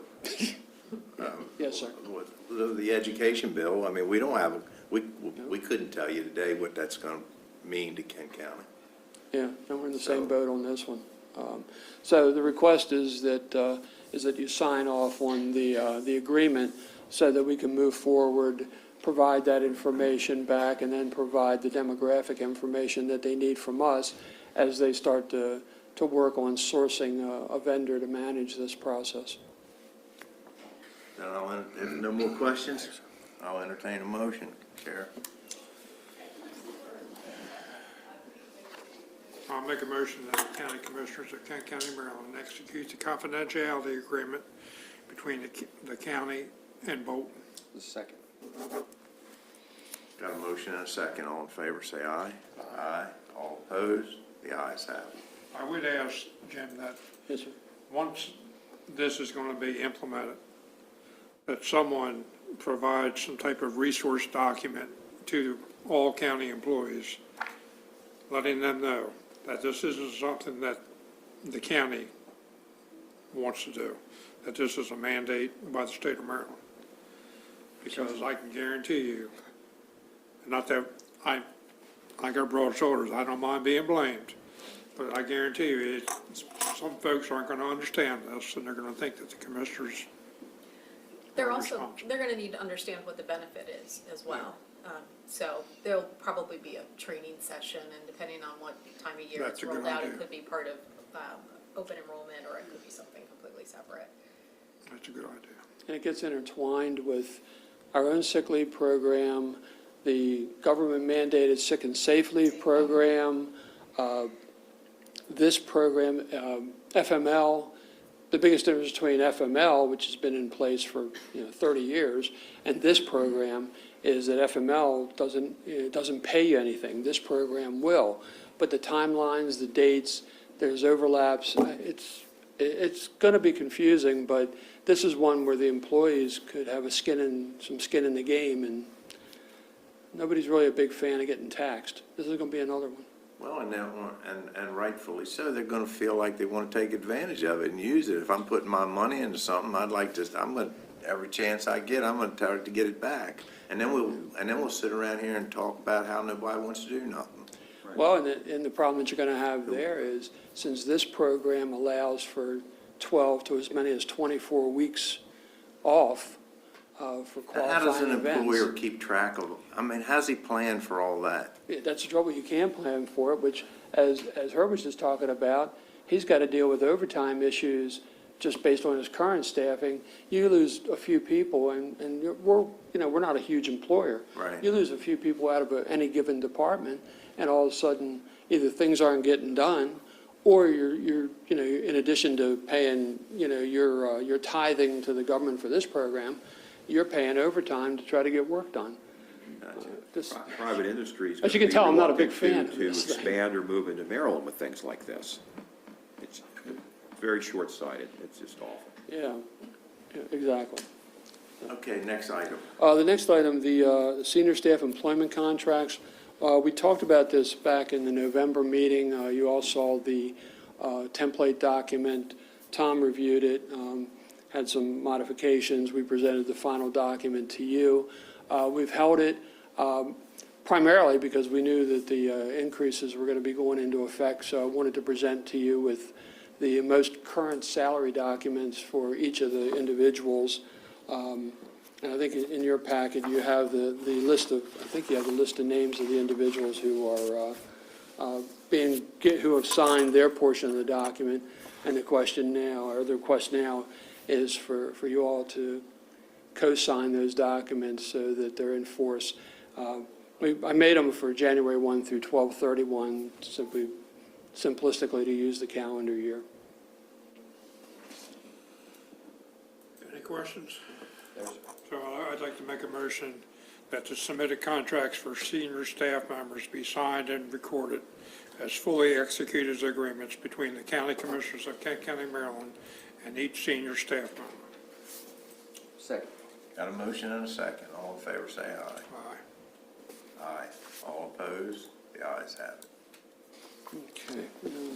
Did my partner in crime show up? Ah, good. Vanessa's here to talk about the next item, which was a recruitment item to fill an MEO1 position. You have the information before you in terms of why we were recruiting for this position and the recommended candidate and who, and actually at this point, whatever detail, the employment application, et cetera, et cetera. If there's questions about this particular recommendation or the candidate, that's why my resident expert's here.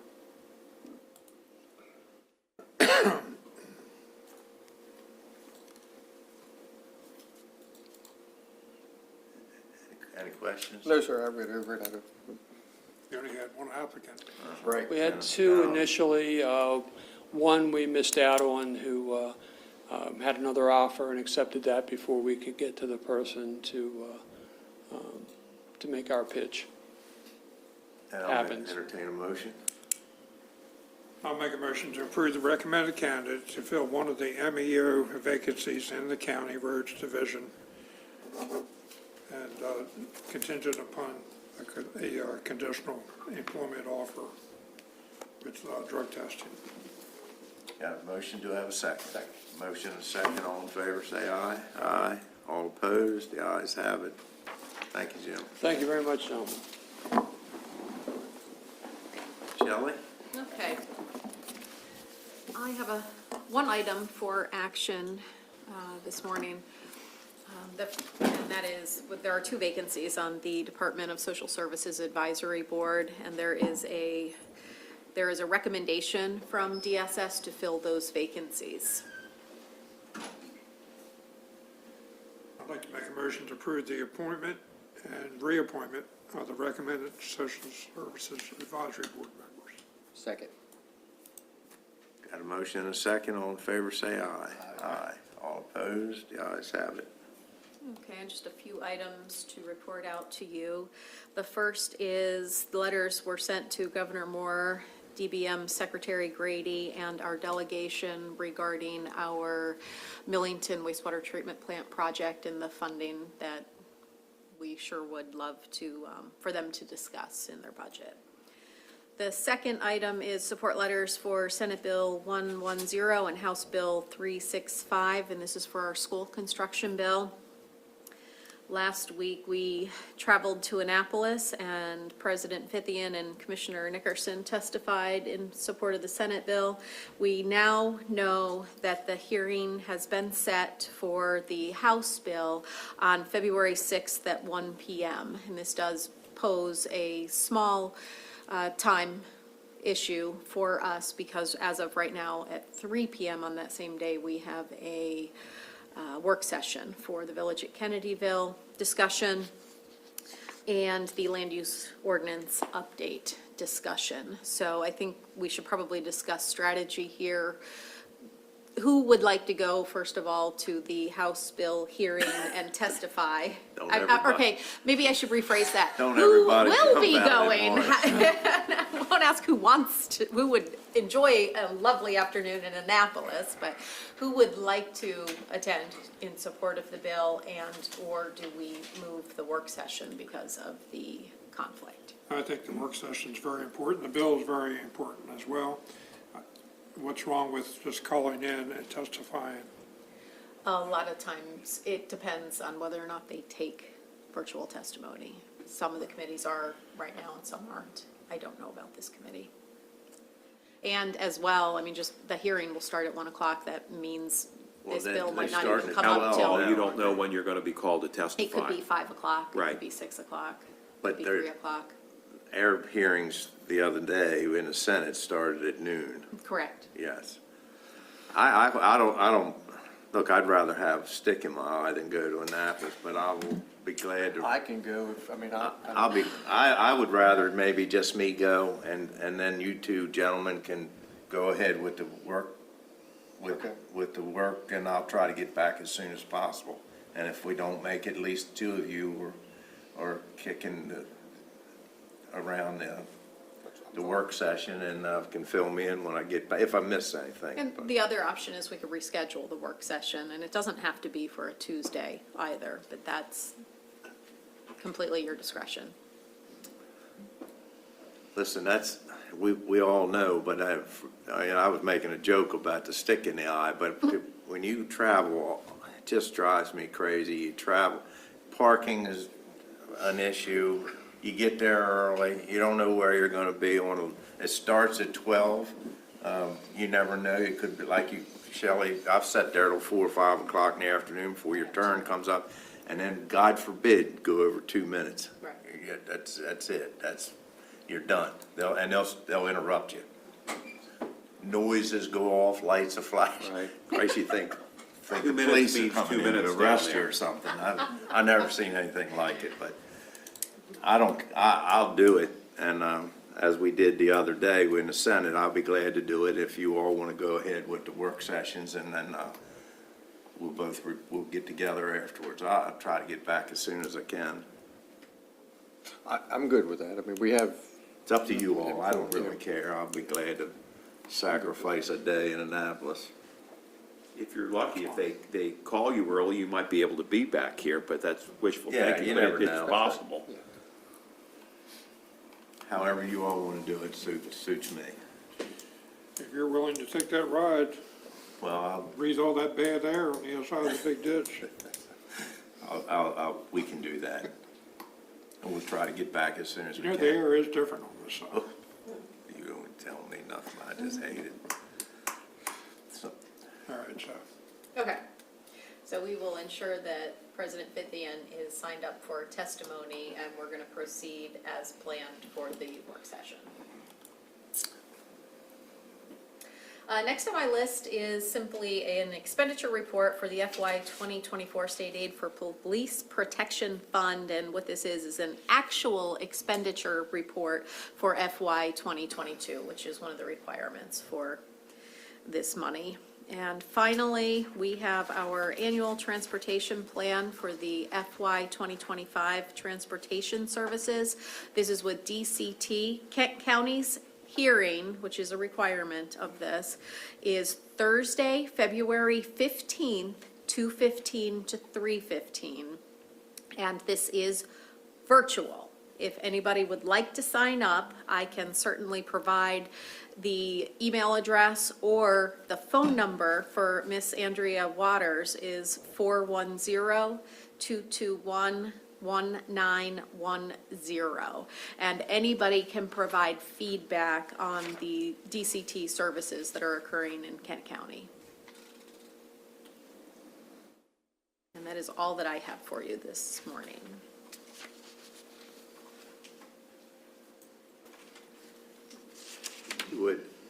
a while back, we had something an email come to us about a grant to start some type of transportation issues, and we've been talking about this, or at least I have, in former boards of commissioners, and about having some on-call little vehicles taking people to doctors, work, whatever, like a little taxi cab, Queen Anne said.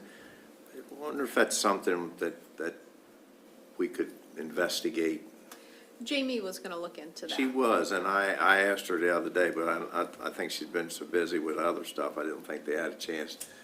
But I still think it's a good idea. I don't want to add too much more to our plate because we do have a lot of these outstanding issues hanging over our head, but I really would like to, I really think that would benefit the county if we had 2 or 3 little vehicles running around taking people where they have to go. Just food for thought. All right, what else? That's all I have. We're down to public comment. Anyone in the audience have any issues they want to chat with the commissioners about? One question, Mike, where are we with the granary project? Oh, I actually have the update on that, and Jeremy Rothwell contacted me this morning he has 2 written proposals for that survey, that preservation survey that we had discussed, and he will be here next week to present them. Okay.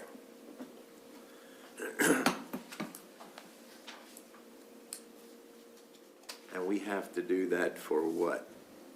I mean, that's where they go in and measure everything and get all the statistics and things like that of the grant. Right, that's completely optional. That's something that Jeremy had brought up as an option so that we could document for historical purposes everything that we can document before the demolition. But the demolition is a go. This is going to be done to help us with some kind of kiosk or whatever we do to highlight Right, and so the demolition's not necessarily a go at this point, because we had gone out for bid, and bids came back, but they've expired. So we are gonna have to go out, as soon as we know the time frame for the demolition after this preservation survey is complete. That's got to come first, obviously. Okay. All right. Nobody has anything they want to address with the commissioner, so then we do have closed session, actually 3 of them. I'll make a motion to go into closed session under the Annotated Code of Maryland, General Provisions, Article 3-305B. 1, to discuss the appointment, employment, assignment, promotion, discipline, demotion, compensation, removal, resignation, or performance evaluation of appointees, employees, or officials over whom the public body has jurisdiction, or any other personnel matter that affects one or more specific individuals, and to discuss public security if the public body determines that public discussion will constitute a risk to the public or the public's security, including the deployment of fire and police services and staff, and the development and implementation of emergency plans. Second. Got a motion and a second. All in favor, say aye. Aye. Aye. All opposed? The ayes have it. We will go into closed session. There's 3 closed sessions, and there's 3 different department heads.